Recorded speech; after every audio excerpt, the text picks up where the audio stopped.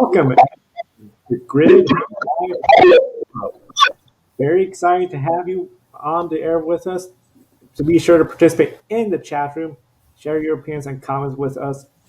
As always, like, subscribe, and join our Patreon page. With me, I got Kobe Lambert from the Podium Finish, Adam Lemeries, Joshua Birch, and Ben Schneider. We're all here to discuss a lot of racing, including a very memorable United States Grand Prix that saw 400,000 plus in attendance, breaking the attendance record set from Silverstone in 2019 of 351,000 for the 3-day event.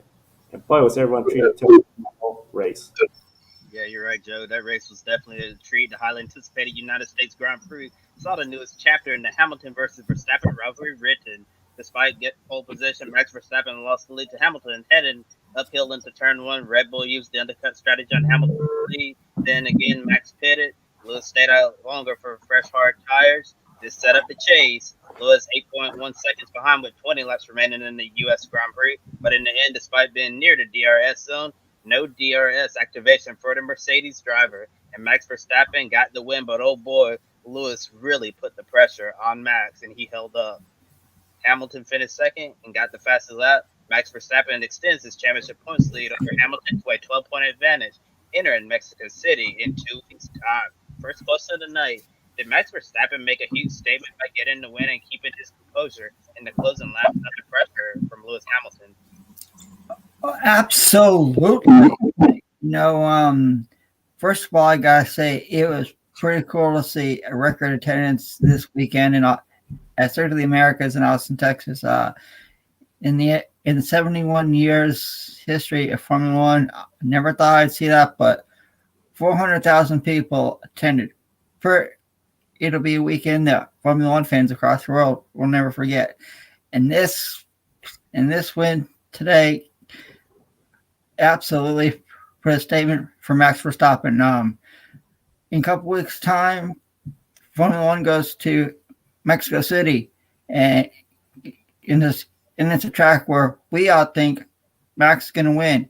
Then they go to Brazil, where it's going to be 50-50, and then the last 3 races are in the Middle East. So Lewis is going to have a lot of good luck go his way. Otherwise, this championship could slip out of his hands and right into the Red Bull driver, the young lion, Max Verstappen.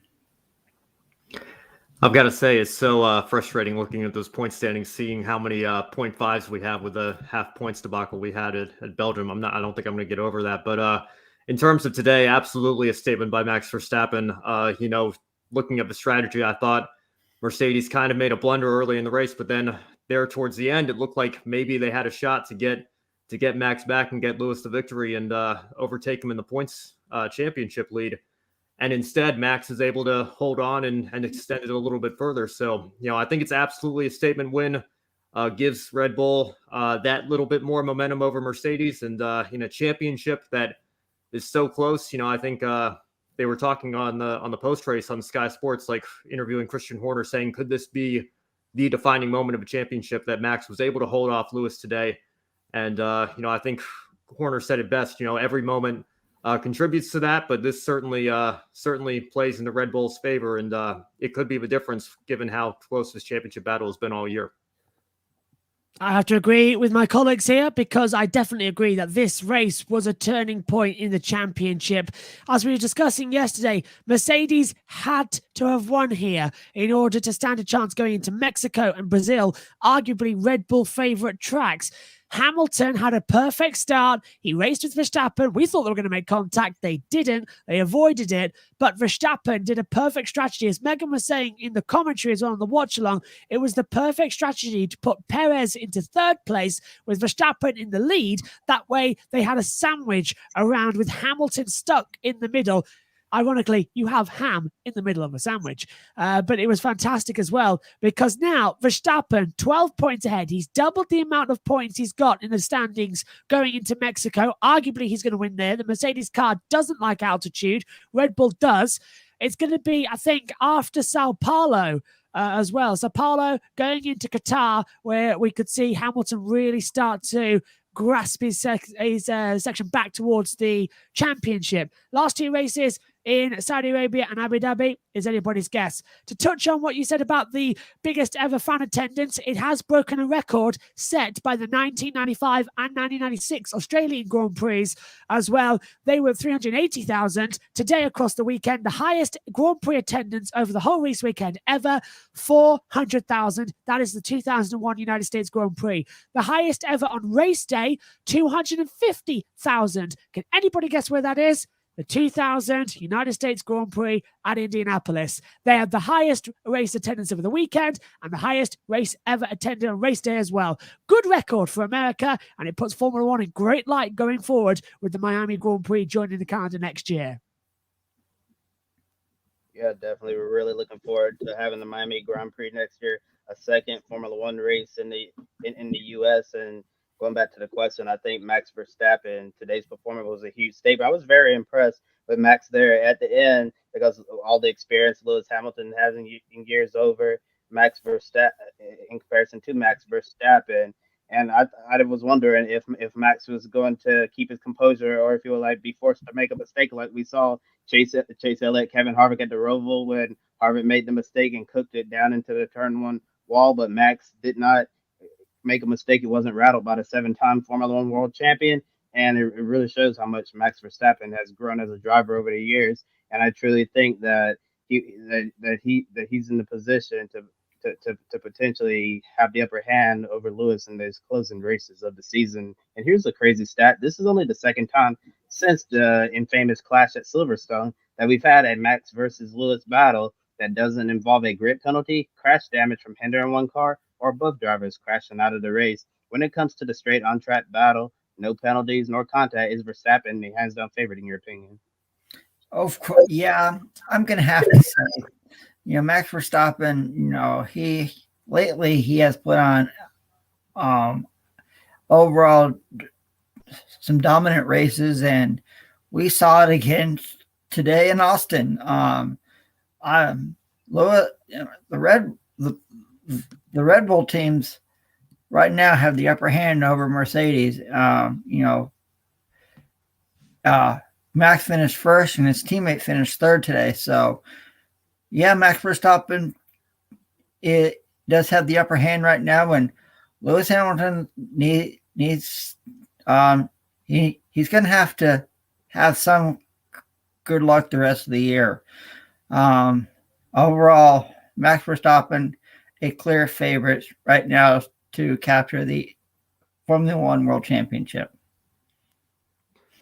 Yeah, I gotta say, Adam, totally agree with you. Great run for Checo Perez as well, especially considering he didn't have a drink bottle for the vast majority of the race. So good to see him on the podium as well, and get Red Bull a little bit of getting them to close the gap in the Constructors' Championship as well on Mercedes there.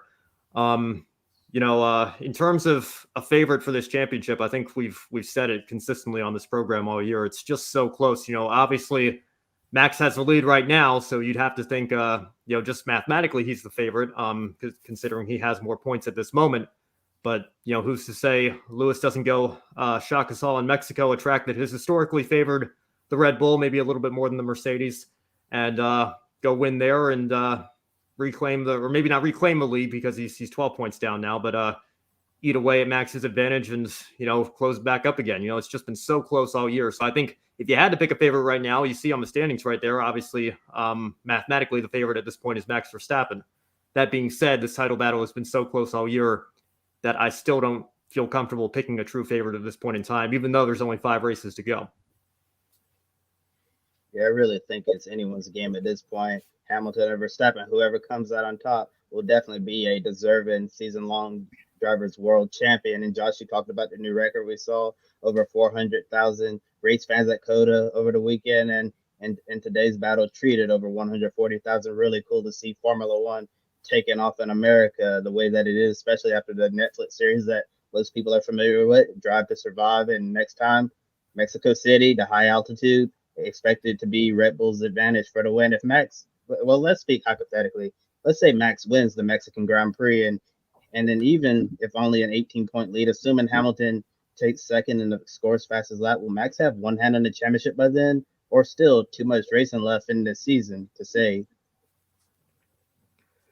There's still too much racing left. I think if you look at look at it mathematically, and give Max an 18-point lead leaving Mexico.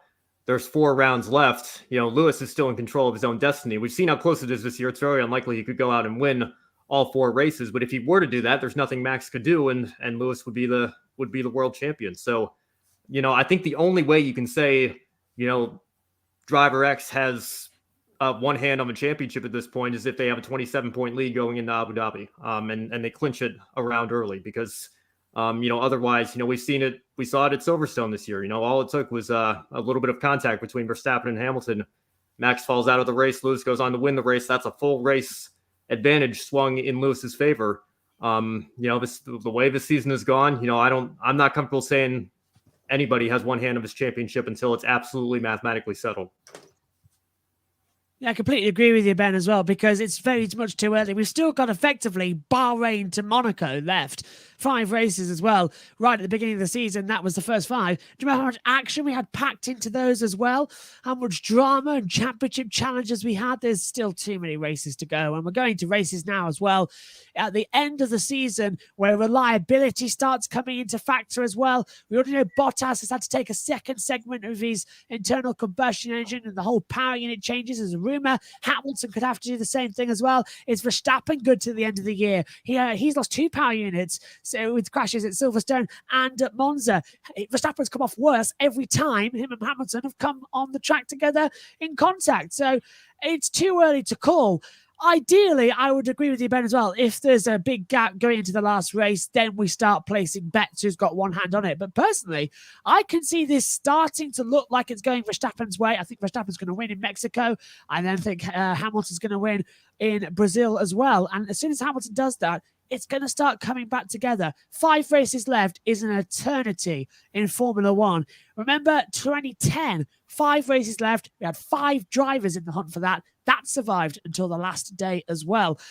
A 2x2 championship where both are so equally competitive and both were trading fastest laps today and have been trading race victories all season long. At one point in the commentary, we were actually discussing that for a short amount of time, they will level on points in the title. Now, it's swung 12 points Verstappen's way. A little change, little wrong pit stop, a long stop, a short stop, a drive-through penalty, going off the track too much as well and getting a black flag. It's all going to come a factor. These are going to be the last 5 races and it's going to be ever so tense. We can't wait for Mexico. It's a shame it's 2 weeks' time though, but it's going to start off a triple header. The question is, who is going to be on top at the end of the triple header of Mexico, Brazil, and Qatar? Because then we might have a guess actually who's going to be champion.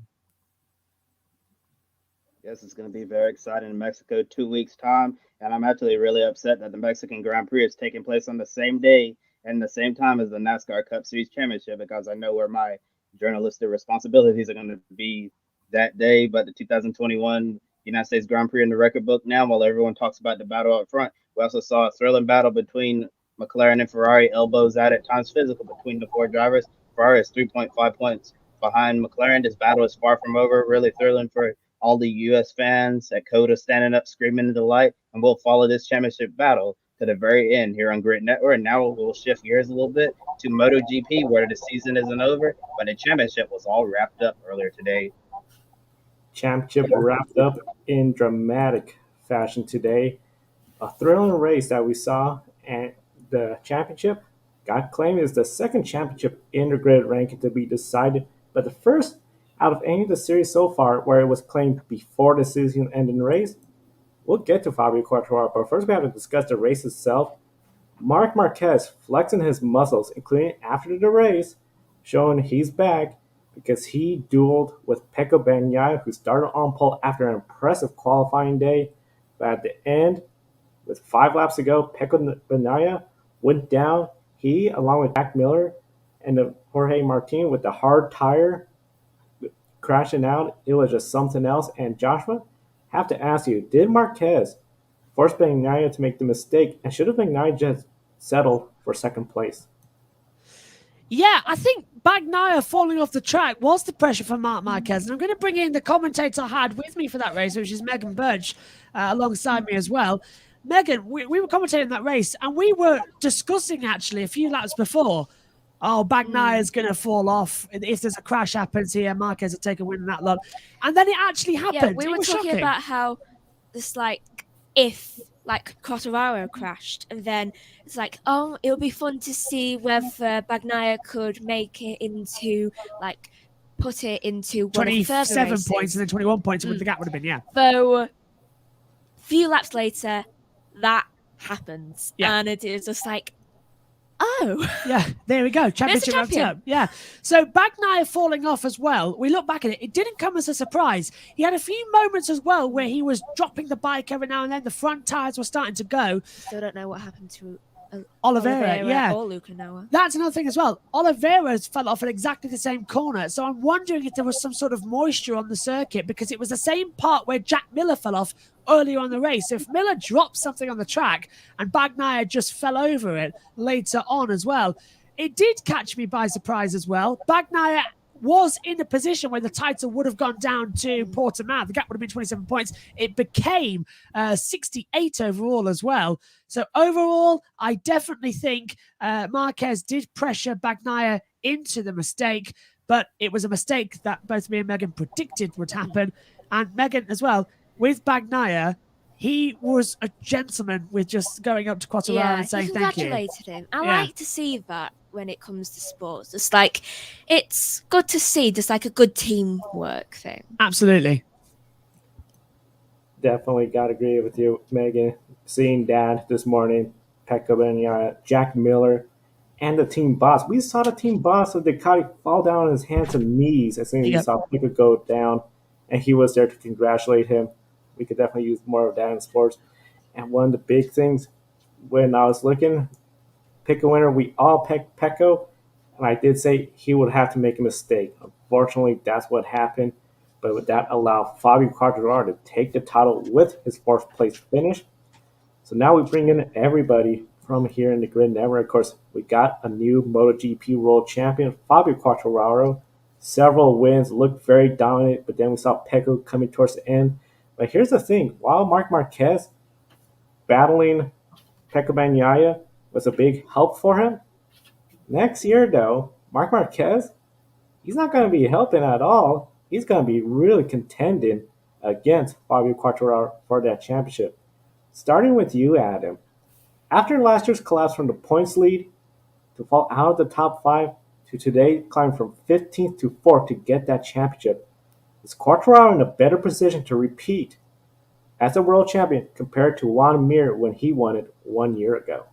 Yeah, I'm going to have to, yes. But I got to say, next year, I don't think it'll be easy for Fabio Quartararo because we've seen Marc Marquez now win 3 races this year. We all talk about the grueling battle between Lewis Hamilton and Max Verstappen in F1 this year. Next year, we could say the same thing in MotoGP between Fabio Quartararo and Marc Marquez. Fabio is now going to have a big target on his back going into next year. So it's going to be a lot of pressure on Fabio to repeat as world champion in 2022. Yes, I totally agree with you, Adam. I think Fabio Quartararo is definitely in a great position to defend his championship. He's performing at an all-time high right now. But you also mentioned Marc Marquez. Marc Marquez's form lately, as he's getting back to the Marc Marquez of old after that injury. And I think next year, if you're thinking about early season favorites for the 2022 MotoGP World Championship, Marc Marquez definitely has to be on your list, because I think he's finally starting to get back to 100% form, and he's certainly going to be a threat for the championship next year. Fabio Quartararo, when you're comparing him and Mir, the only difference I see between Fabio and Mir is that Fabio, he can get the job done 100%. Mir, he's had some really strong runs, but as we saw last year, only a single victory, while Fabio's won multiple times. So that's why I think that Fabio Quartararo is in a much better position to repeat this next year in comparison to Mir winning the championship the previous year. Yeah, he's got his ideal teammate alongside him as well, because Fabio Quartararo of Wealth, Franco Morbidelli is just an absolute dream lineup as well. I think it's been on the cards for a while. We knew Vinales was unhappy at the start of the year, and then coming into the summer break, it just exploded when nobody anticipated it. He left, joined Aprilia. And I definitely think as well, as soon as Morbidelli got injured and we had that rotating rounds where we had unusual teammates for Quartararo and none of them quite seemed to fit, as soon as Morbidelli came into the team, it was the two brothers back together again. And they are like brothers. You've seen them at the Petronas days in the last 2 seasons, 19 and 20. They were beautiful together. I'm happy to see that's come back. So it's got a good teammate alongside him, a good bike, a good factory of Yamaha as well. Back to winning ways for the first time since 2015. And definitely, I think Quartararo can repeat his championship because he's proven, like Marquez did, he can win in multiple seasons. The only other thing I've got to add is that it's nice for the first time in my commentary career to commentate on a world champion in MotoGP who is in Spanish. Marc Marquez, Jorge Lorenzo, and Johan Mir, all Spanish across over 11 seasons of MotoGP. This was the first French world champion ever in MotoGP. Came as a shock, but we were delighted. It's been a champion Sunday across all the classes I've commentated on, bar Formula One. But yeah, very well done. Very well done indeed. And like you said, first French world champion in MotoGP, exciting MotoGP Championship. That is now in the books. But there's still 2 races left. And then, of course, we're going to definitely be following as we get to Valentino Rossi's last race. This was his last race on home soil. But we'll definitely be following and discussing this later on throughout the season here on the Grid Network. The one season that wrapped up and the championship, as Josh mentioned, you were commenting on this, the W Series Championship. Yes, the W Series Championship. It was championship Sunday for them.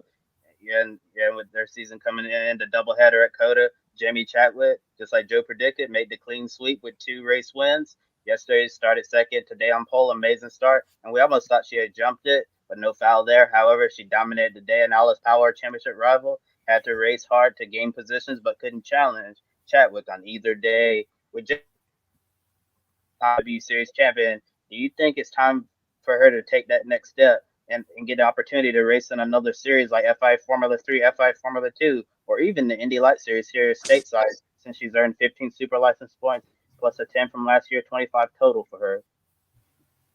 Yeah, I brought in the lead commentator for W Series on Megan because I was with her in race 1. Megan did race 2 on her own because I was doing the touring cars at the same time. So I missed the championship moment with Jamie Chadwick. So Megan was there as well. I almost missed it too. I almost forgot to call the end. Well, it's easy when it's a good race. I was too busy talking to Dad. Yeah, it's good when it's a good race as well. Yeah, 2-time champion for Jamie Chadwick as well. Another fantastic achievement. She's defended her championship. The records are going to look a bit different because it's 2019 and 2020, but it was back-to-back because, of course, W Series got cancelled last year. But Megan, you've been watching her progress this year. You've called all the races of the W Series as well. How did she look different today then? As Kobe said, almost a jump start position as well. But was she in control of the race a lot more today? She was quite in control of the race. I mean, there was no hesitation, and there wasn't even the slightest, it also reminded me of her first victory this season. Yeah. Where she was just clean straight through. She just always seems to if she's in the lead, starting off on pole, then she's just going to be in the lead the entire thing. I think that's only not happened once this year, because I think that either went to Kim Alainen or was Powell's going to be either. Hungary? It was a different change around, wasn't it? FIA Formula 3, F2, or Indy Lights. Where do you think Chad? Will she stay in the W Series now? Is she done in the W Series with a 2-time champion? Where do you think her next move is? I reckon she'd want to stay. I swear I've heard her mention something about wanting to continue or something. I thought I heard her mention something like that. But I reckon she would want to try a look at a third, maybe just set that bar a little bit higher for everyone else. If she got the option to go to a championship, would she rather go Formula 2? Because Formula 3, identical cars, not exactly identical, but it's similar setup. If she got a chance to go to Formula 2, I think it's oh yeah, I'll take it. We've seen Formula 2 drivers in there before, female drivers. Tatiana Calderon, the most recent one as well. I think Formula 2 would be a good fit for her. Stays on the European bill, goes forward as as well, and enables her to keep in the Formula One spotlight. Yeah. What's it bit, just quickly before I throw back to you, Kobe, as well, the Super License points has awarded lesser for the W Series, but I think it's still great that it's giving them series points, even though the championship is one gender only. It's brilliant they're still awarding points, because usually they don't do that. Yeah, it is brilliant that they're awarding points, and honestly, I love commentating with W Series. Of course, there is some issues with it, like the transponders, which Yes. I'm very vocal about. The fact that they don't. Oh, the transponders Don't work. really annoy me, because it's like, oh, someone's crashed. Oh, wait, no, it's just a transponder. Yeah. Also today, when I was cut off from reading the grid by an advert, Yeah, that pays off as well. that annoyed me so much. Going into it then as well, do you think that W Series and being on the same support bill as Formula One has worked this year? Is it a nice balance for the two? I think it's a better balance. So I do kind of want it to be on like an hour earlier, because then there's that more clear gap to Before, do things. do it before qualifying instead of after, so we've got Yeah. all the fans there. Yeah, because then you've got everyone gathered, and then they're also hyped up for F1 after. Did it work more today with it being on before the F1 race than yesterday after qualifying?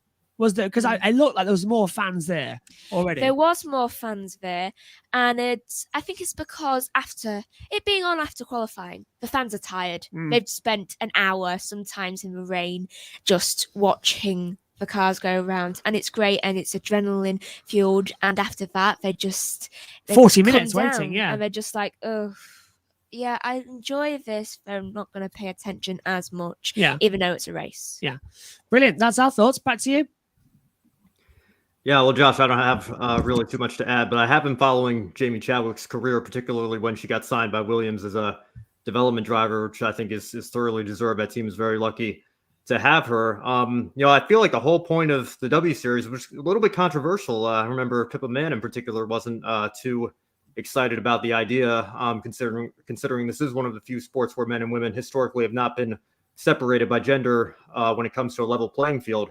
But the whole point was still to give female drivers and women in motorsport an opportunity to showcase their skills, which maybe would allow them an easier path forward into one of those series where they could compete level with the men. And I think Jamie Chadwick, winning 2 championships, what more do you have to prove at this point? So if she has an opportunity to go run Formula 2, I think absolutely it's an opportunity worth taking. Would give her a chance to add to her super license points totals as well. But then again, if she wants to stay, obviously she's got a good thing going for her in the W Series. So I think either one could be a viable option for her. But I do think if she gets an opportunity to move up to Formula 2, it's an opportunity worth taking.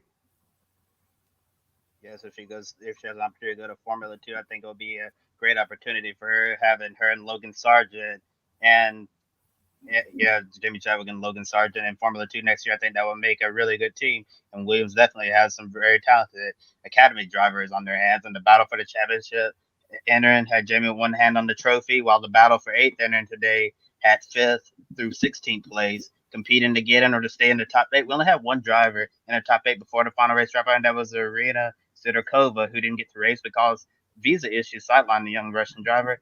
Ali Pulin pointed in the top 8. So the top 8 locked in for next year if they choose: Jamie Chadwick, Alice Powell, Emma Camelana, Nerea Marti, Sarah Moore, Fabian Wolwin, Abby Pullen, and Biska Vitzer. And before we let Josh and Megan go for tonight, I want to ask you both, what is your Grid One shining moment from this race weekend? There's been so many moments this weekend as well. We've dubbed it the Champions Weekend, the amount we've called this weekend. Just 2 things quickly before we say about the W Series as well. I want to send a special get well to Marta Garcia, who didn't race today because she's under the weather, not with COVID. We understand. We just thought there's something more wrong with her. Eaten something. Yeah, we think it's food poisoning. And also, I want to send a big get well soon to Abby Eaton. She stopped in race 1. It's found out that she's actually had, a concussed vertebrae, something like that? It's a T4 fracture. Thank you, Megan. And she's in a neck brace at the moment in the hospital, and she can't leave for a few more days as well. Jess Hawkins, her partner, is staying with her as well. So get well soon, Abby. Get well soon, Marta. Well, you could see her. you could see through Jess's performance in a race, she wasn't that concentrated because she finished like in last almost because Rotherend was out, so she's finished 15th. My one shining moment it goes to MotoGP, but it doesn't go to the champion. It goes to Enea Bastianini. Now, as a young rider as well, born in the hometown of Valentino Rossi at Tivoli as well, in Rimini. It's your home circuit. 5 weeks ago, you got your first ever podium at your home circuit, and you had all your fans crowding around you as well and cheering your name. And only for 5 weeks later to do exactly the same for your second podium. I've never seen such a bigger smile on his face ever. And Abe Bastianini finished third in the race once again, got his second podium, and both of them have been on home soil. Definitely the next Valentino Rossi. And also as well, the VR46 squad, Luca Marini, who's Valentino Rossi's brother, riding all yellow today with Grazie Valle on the back as well as a special tribute. Megan, what's your one shining moment? I would say when Bagnaia crashed, because it was when you just realised, oh my God, the championship is this. It's Quartararo. Yeah. And it's just like, it was just a very shocking moment because no one expected it to happen. Yeah, if you look back at our commentary, you literally see my arms go like that. Megan like that was like, wow. So Megan's gone for Bagnaia crashing, Quartararo becoming the champion. It seems a very MotoGP affair. None of us have said Formula One. I hope you guys do it later on, though, when you get to the grid shining moment. But I know NASCAR's next up on your list, so I'll hand over to Joe for that one. NASCAR is next up. We want to thank you both for staying up late. We know it's late in the United Kingdom, so definitely wishing you all a good night. Well, good morning, technically. Good morning, yes. Morning. And then here in the United States, well, still we're getting closer towards the evening. I know for some of us, dinner is coming up after the program. For NASCAR, pretty much everyone that's eating dinner right now, the only one that can feel really good about Phoenix has to be Kyle Larson, because once again, Kyle Larson took the win, 9th win of the year, and he joins Dale Earnhardt Sr. as the only driver to win 3 in a row, twice in the season. So to everyone in the chat room, comment, do you think do you think Kyle Larson is going to win 4 in a row in Martinsville? That would be something else. But when it comes to what he did in Martinsville, Kobe, starting with you, how big was this win for Kyle Larson in the playoff? Especially, he's leaving everyone in the playoffs that hasn't won yet in this round really stressed out. Oh, yes, Kyle Larson. This was a big win for him. Kyle Larson might just win at the season, win the final 5 races and half of the playoff races. A lot of people were saying after he won at Texas last weekend that Kyle Larson might just, quote unquote, take these next 2 races off and focus on Phoenix. But Kyle Larson showing he's not gonna take a breather at all, like we see in the NFL, typically the final week of the season, where all the starters are resting. You have the backups playing, so nobody gets hurt. So Kyle Larson, him and that number 5 team, Hendrick Motorsports, they're all locked in and loaded because they want to show that they really are here to fight for that championship. It doesn't matter if they're locked in after winning that first race, that they're going to try to sweep this entire round of 8. Check mark by Texas and Kansas. All left is Martinsville. They get that check mark, then they can go down and get the ultimate check mark of them all and put both hands on that championship trophy. And it was definitely a big statement win today for Kyle Larson. Yes, it sure was really big for Kyle Larson, and it was also the anniversary of that tragic plane accident that took the life of Rick Hendrick's son Ricky. So on lap 5, they all wore their hats backwards in honor of him, and Kyle Larson's paint scheme today was the same that when Ricky Hendrick won his one and only NASCAR Camping World Truck Series race. So it was a really big statement win for Kyle Larson today. He didn't even think he'd win, but overall, Kyle Larson has had one of the most dominant years in recent NASCAR history. This proved today that Kyle Larson, to me, has one hand on the NASCAR Cup Series trophy going into Phoenix. I know we have Martinsville next week, but still, Kyle Larson to me right now has one hand on that NASCAR Cup Series championship. One hand on that trophy, but as soon as we get to Phoenix, three other drivers are going to have one hand on that trophy too, and then it's just going to be who finishes ahead, which is just something where I think what we saw in Formula One, the battle, the intensity, it starts all over, but in a different manner with NASCAR. And of course, Denny Hamlin, he is going to be one of those drivers, as well as Chase Elliott. And of course, two drivers are for sure going to point in. So no matter who wins, two will get in through the points. But here's the interesting stat because of the way the playoffs are. If Chase Elliott wins stage 1 and 2, he could finish as low as 31st, and he's going to point his way in. Denny Hamlin, if he wins both stages, he could finish 29th or better, and he is in the final round. So those two, it almost seems like because of the situation with Kyle Larson being so dominant, they almost have a little bit of an easier task because they know they're not exactly in the must-win like Logano, Keselowski, Truex, or even Blaney, but just, hey, let's try to get these stage wins because then we could really set ourselves out for stage 3, which we know stage 3 is going to be the crazy one. Ben, does this change our approach entering Martinsville with the goal of gaining those stage points, and especially early on before we really get towards the end of each stage? Well, I think with this system and knowing Denny Hamlin and Chase Elliott, the approach is going to be pretty simple. Try to just collect as many points as possible, and that includes trying to win both stages and win the race. Joe, you mentioned it a little bit. We could be seeing what we're seeing with Hamilton and Verstappen is exactly what we could be seeing right now with Kyle Larson and Denny Hamlin. I know Larson's been a lot more dominant in terms of his number of wins, but Hamlin, I think was top 5 today. He was right up there as well. Had another strong run. So the battle would just be so close, and yet. Adam says Larson's got one hand on the championship, and in some ways maybe he does. But as you said, Joe, as soon as we get to Phoenix, every driver's got one hand on the championship, and it can easily be ripped off at any given moment. It's just how the system is. But, I think if you're, I don't know, maybe, Joe, if you can pull the standings back up, I think Logano's really the only one, there we go, who's truly in a must-win situation. And even he, you can maybe get a little bit lucky with how drivers fall out. It's not like he's 40 or 50 points back, but, everybody's going to be crunching the calculators. I'm sure NBC is going to have the points as they run up for the entire race when we get to Martinsville. But I think Elliott and Hamlin, it's going to take quite a bit for them to fall below the cut line.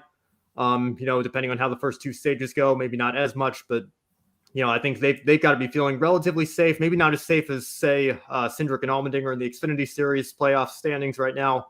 But I think we're set for some entertainment in Martinsville. I'll tell you that much. I guess that gives fans what they wanted, as Steve Phelps said last year in Phoenix. But it's going to be interesting to see what happens.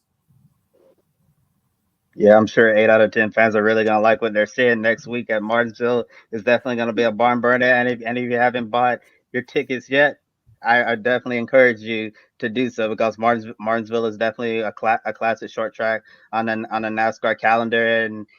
And looking at the points and how everything's shaping up, I think it's actually impossible to say that one driver has a hand on the trophy in NASCAR considering the championship format because if Kyle Larson can have the most dominant season ever in NASCAR history, go down to the final race, get taken out, have a mechanical failure, blown tire in the wall, championship is over.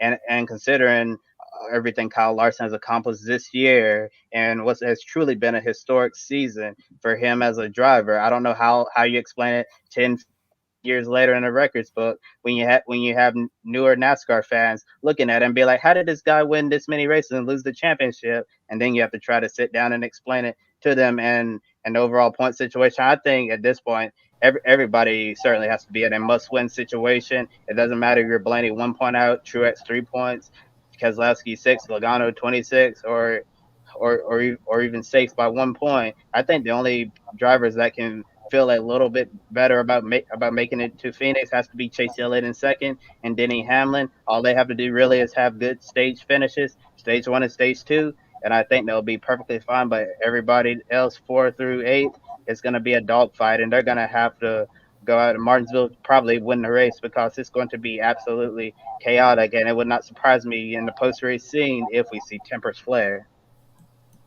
I would not be surprised if we see tempers flare Sunday. As you mentioned with Elliott Hamlin, they both know how to win in Martinsville, including Chase Elliott last year, who got that win. We went to Phoenix, got the championship. It's really going to be who's going to be that third driver, and it's going to be wild between Kyle Busch, Ryan Blaney, Truex, Keselowski, and Logano in a must-win situation. We know he could get a physical, just ask Martin Truex Jr. And speaking about when it comes to everything going on, the grid ranking week 31. And right now, if you see, essentially, Max Verstappen, he moved around Alex Palou for position. Kyle Rossi moved into the top 10 after Pecco Bagnaia crashed out.